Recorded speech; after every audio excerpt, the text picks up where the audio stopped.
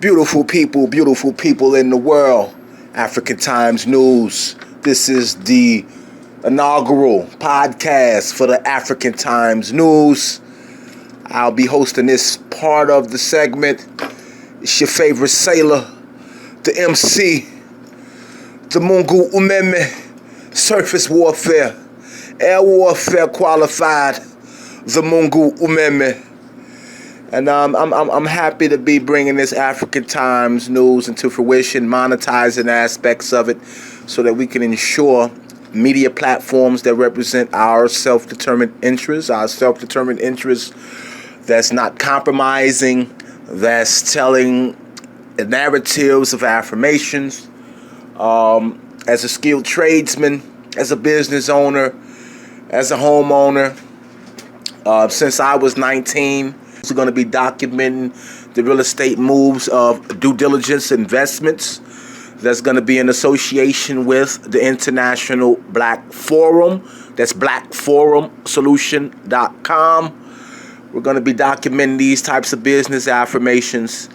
And so, and also combining that with the different live events that the International Black Forum will be hosting.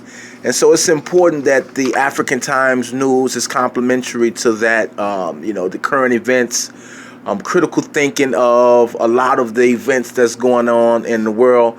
As an MC, I've been given the narration, the reporting from the streets from a long time, a very long time, before even before I started recording music, as far as the leadership.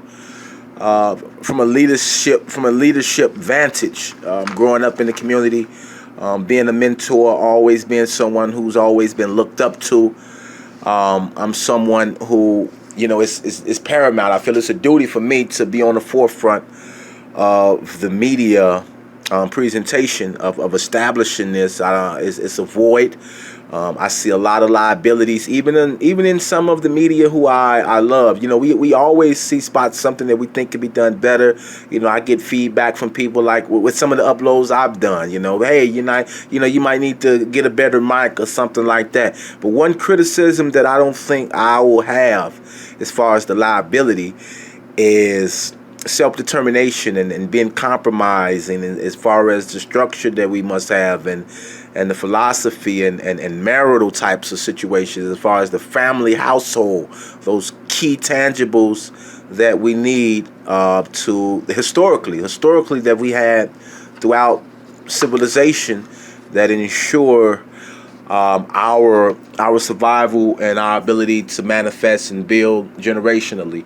And so real quick, to immediately jump into what the topic is going to be for these next two series for this week here, for the week of August the 17th.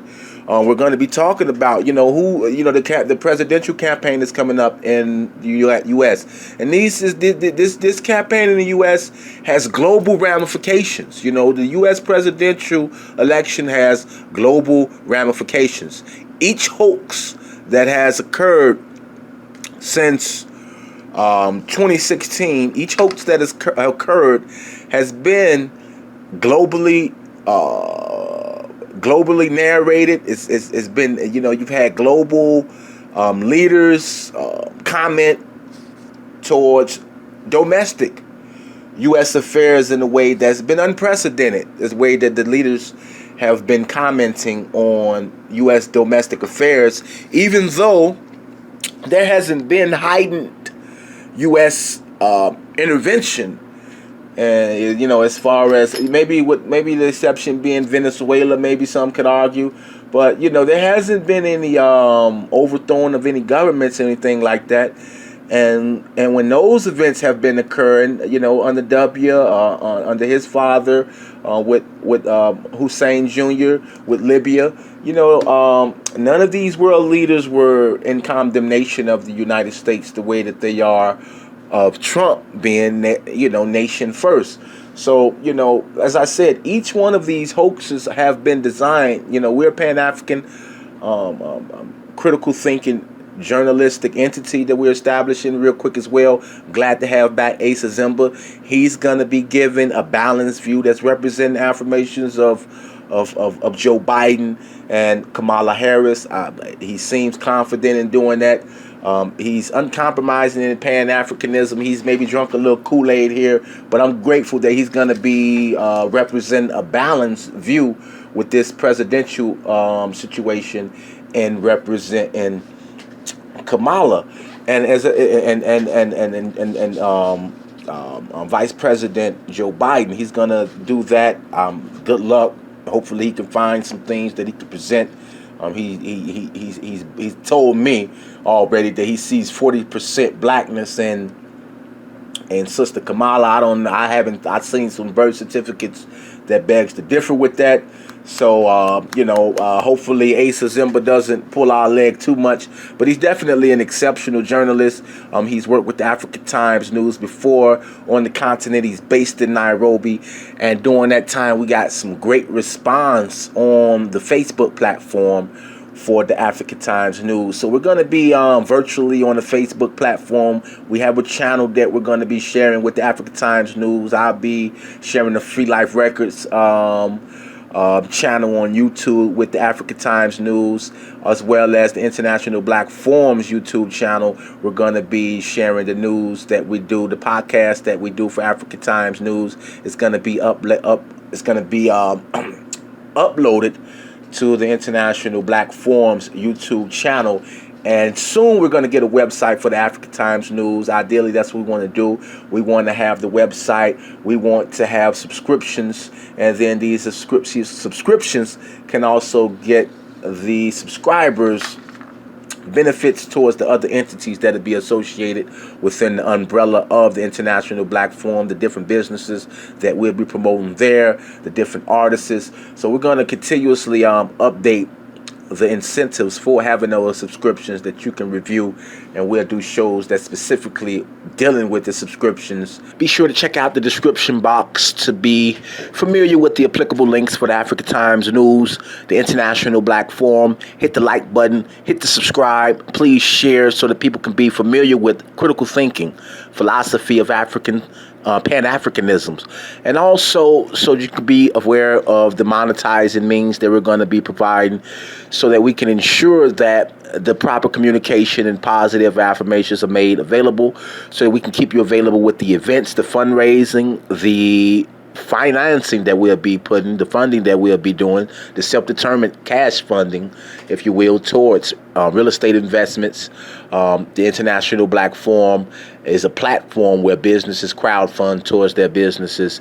So please keep up with that description box to be familiar with all of that information there. But right now we're focusing on, as I said, communicating who is the best president in this election for the Pan-African self-determination. Who's the best president? Is it going to be Joe Biden and Kamala Harris, or the measurable deeds that we've already beholden of the champ, Donald Trump, and Vice President from Indiana, Mike Pence? I'm going to be getting into some sound bites here from an interview on Sean Hannity here with the Vice President that I think was pretty impressionable, as far as he said, is the choice couldn't be more clearer between the two of who's in the best interest of the nation. All right, I'm going to take a few listens to some of these sound bites here. Like Joe Biden, supports higher taxes, socialized medicine, open borders, abortion on demand, and where Joe Biden said he'd be willing to cut funding to police, she said recently that she thought that we should reimagine the police in this country. I just have to tell you, Now let's stop with the abortions here. He said abortions. Now, a big part of what Joe Biden and Kamala is going to come out and say that the affirmations for... I really want to spend time on the affirmations of Trump instead of talking about what Joe Biden and Kamala and them doesn't have. But I'm going to touch a little bit on their affirmations or the lack thereof. They don't have any affirmations that they're going to be speaking about. Really, they're going to spend most of the time bashing and demonizing Trump, calling him a racist. They're not going to spend much time on their agenda. So let's just bash the few agenda items that they have, or speak. I don't want to. It's not bashing. If they can improve them, I want to see them improve. I want a formidable campaign. The more formidable the campaign, the better it is for us to up the ante towards our tangibles. All right, but right now the Democrats are not doing that. So let's aid them by speaking upon how they can develop their tangibles. Now, abortion is not a healthcare tangible for the black community. Abortion is genocide. Abortion is an attack on the family. You know, it's telling women that to be irresponsible sexually, telling men to be irresponsibly sexually. It's making us vulnerable to a lustful situation instead of a family development, because a woman is not, you know, eyeing you for the development of a family. She's eyeing you for the lustful situation that's permitted, that she can then abort if something, if a pregnancy emerges from that lust. She can abort it, and then they can, you know, somehow see that as liberation. You know, this irresponsible sexual invitation that's birth, the environment, the irresponsible sexual environment that this creates. You know, it doesn't do anything for the family. And so what else? Another healthcare situation. So that I just want to real quick that on abortion right there.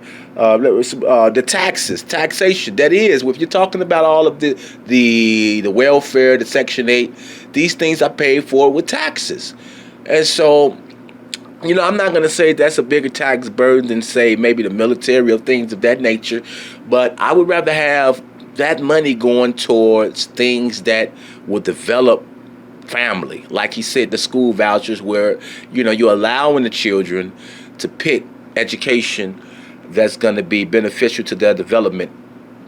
You know, education is beneficial to the development. Jobs, because now if the man is having a job, now he's been given consideration of the woman. The woman doesn't have to feel as though she doesn't need him, because we want the women employed as well. But we know that when ladies get employed, you know, the men were kind of not seen as being wanted anymore. You know, these are what studies have shown. All right, let's listen to some more of the. And then another great thing about what you're gonna hear, you know, we have 3 years every week where you hear something sensationalized by the media. Mike Pence could easily spend this time right now making excuses about how we weren't able to accomplish line items of tangibles because of each hoax. The COVID hoax, the Russian collusion hoax, the Ukrainian hoax. Each one of these hoaxes could have been used as an excuse to not get things done on the border with the jobs, the record low unemployment numbers with jobs. All of these could have been used as excuses, but you're not going to hear that. Only thing you're going to hear about is how each line item was accomplished. Each line item was accomplished. Okay? Let's listen to a little bit more what the Vice President has to say here. I like the matchup.